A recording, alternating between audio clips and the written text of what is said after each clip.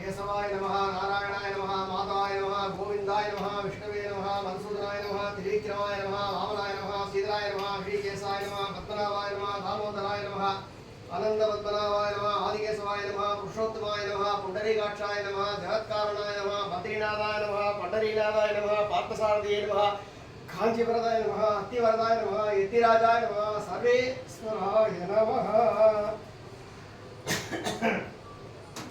அடியார் பெருமக்களுக்கெல்லாம் நமஸ்காரம் ஆசீர்வாதம். புது வருஷத்துல பஞ்சாங்க படனம் அப்படின்னு ஒரு உற்சவம் பண்ணுவாங்க. எல்லா இடத்துலையும் வேத பிராமணர்லாம் வந்து பஞ்சாங்கம் படிப்பா. அவளுக்கு விசிறி பானகம் நீர்மோர் ஆசனம் எல்லாம் கொடுப்பா.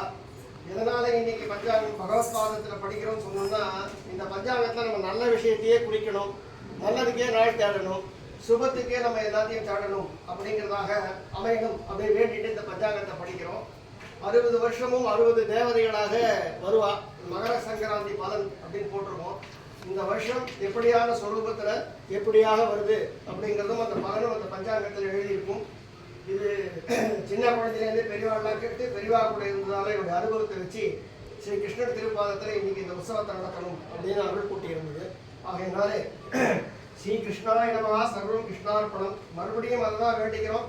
இந்த வருஷம் இந்த விசுவாவசு வருஷத்துல நம்ம பஞ்சாங்கத்தை எடுத்தோம்னா அது நல்ல காரியத்திற்காகவும் நல்ல காரணத்திற்காகவும் மட்டுமே இருக்கணும். பிதர்களுடைய திதிகளை பார்ப்பதற்காக மட்டுமே இருக்கணும். நாராயணா நாராயணா நாராயணா அப்படின்னு சொல்லி பஞ்சாங்கத்தை கிருஷ்ணர் பாதத்திலே எடுத்துக்கணும். ஹரே கிருஷ்ணா.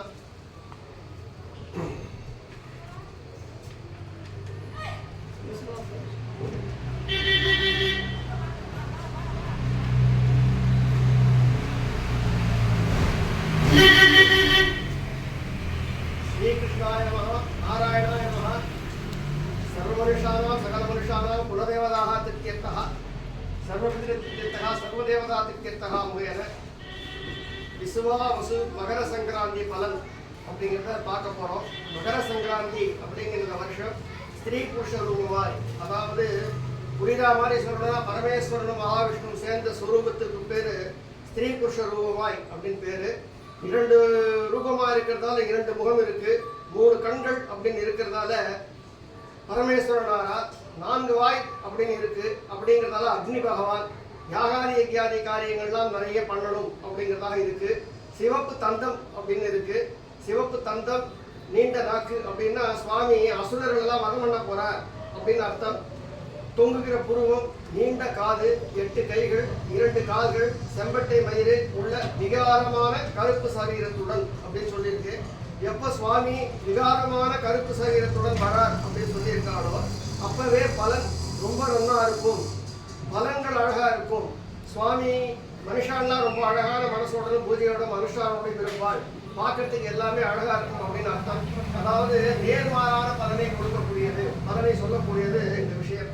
இதே சுவாமி ரொம்ப அழகா வந்திருக்காருன்னு சொன்னா பூமி வந்து களை இல்லாம போயிருக்கும். அதனால சுவாமி விகாரத்தோட இருக்கிறதால நல்ல ஒரு தெய்வ அக்னியாகவும் தெய்வ பிரகாசமாகவும் எல்லாரும் இருப்பா அப்படின்னு சொல்லி சொல்றது.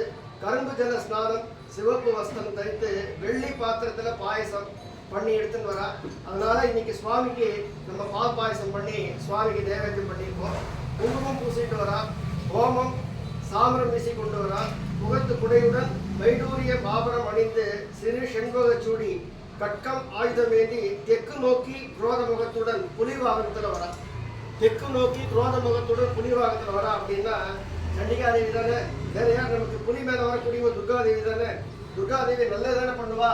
சர்வஸ்வரூபே சர்வேசே சர்வசக்தி சமன்விதே வயபஸ்ய திராகினோ தேவி துர்கே தேவி நமோஸ்துதே அப்படிங்கிறதாக இருக்கா.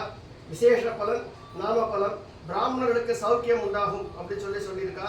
அபிஷேக பலன், பித்தம் கொஞ்சம் அதிகமாக இருக்கும், அதனால பித்தத்தை உண்டாக்கக்கூடிய ஆகாரத்தெல்லாம் நம்ம குறைச்சிக்கணும்.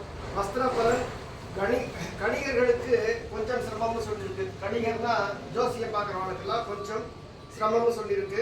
ஆபரண பலன், கலகம் ரோகம் அப்படின்னு சொல்லியிருக்கு. அதாவது நிறைய நகை மேலே பட்சைய திரி, நான் போய் நிறைய நகை வாங்குறேன் அப்படின்னு வாங்கினா அதனால கலகம் தான் பிறக்கும் அப்படின்னு சொல்லியிருக்கு. ஆபரண பலன். ரோக பயம், அதாவது சின்ன சின்ன வியாதிகள்லாம் இருக்கும் அப்படின்னு சொல்லியிருக்கு. வாரப்பலன், சூத்திரர்கள் பீடை, அதாவது அப்ராம்னா பிராமணா அப்படின்னு இருக்கா.